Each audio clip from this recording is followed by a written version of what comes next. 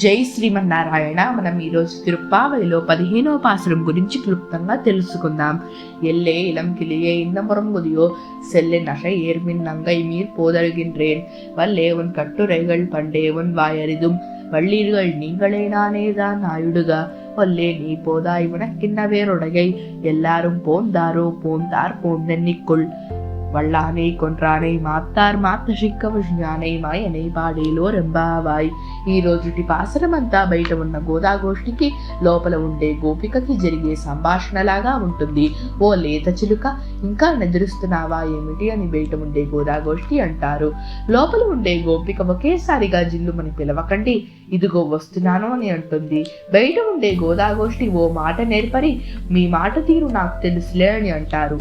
లోపల ఉండే గోపిక మీరే మాట నేర్పరలు అంతలోనే సర్దుకొని సరే నేనే కఠినురాలని అని అంటుంది. బయట ఉండే గోదాగోష్ఠి నువ్వు ఎందుకింత ప్రత్యేకంగా ఉంటావో త్వరగా లేచి మాతో రావమ్మా అని అంటారు. లోపల ఉండే గోపిక అందరూ వచ్చేసారా అని అడుగుతుంది. బయట ఉండే గోదాగోష్ఠి అందరూ వచ్చేసారు, నీకు కావాలంటే లెక్క పెట్టుకోవమ్మా అని అంటారు. లోపల ఉండే గోపిక ఇప్పుడు నేనేం చెయ్యాలి అని అడుగుతుంది. బయట ఉండే గోదాగోష్ఠి అంటారు, ఆ బలిష్టమైన కోలయాపీఠం అనే ఏనుగుని సంహరించిన వాడు, శత్రువుల బలాన్ని నశింపచేసిన వాడైన మాయావి అయిన కృష్ణుని కీర్తిద్దాం అని అనగానే ఆమె కూడా లేచి వాళ్లతో ఇంకా 5 లక్షల మందితో కలిసి నందగోపుని భవనానికి బయలుదేరతారు. ఈ పాసురంలో 10వ గోపికని మేలుకొలుపుతారు. ఇది చివరి గోపికని మేలుకొలిపే పాసురం. ఇది తిరుప్పావైలో తిరుప్పావై ఈ పాసురం అని అంటారు.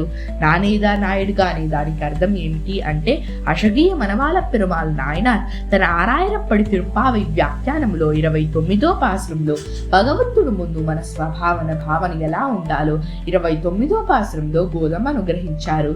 కానీ ఈ పాసురంలో భాగవతోత్తముల దగ్గర మనం ఎలా ఉండాలి అని నానేదా నాయుడు గాని వాక్యాన్ని అనుగ్రహించారు. ఈ వాక్యానికి అర్థం ఏమిటి అంటే నేనే అగుదును అని అర్థం. ఇది సాంప్రదాయంలో ఉత్తమ కోటికి చెందిన భాగవతుల లక్షణం.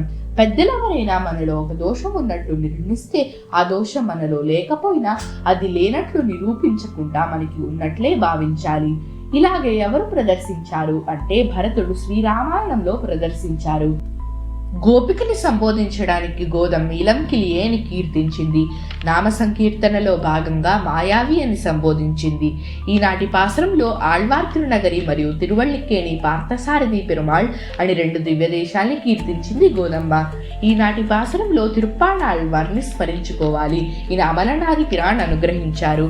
జై శ్రీమన్నారాయణ. ఆండాళ్ తిరువడిగళే శరణం.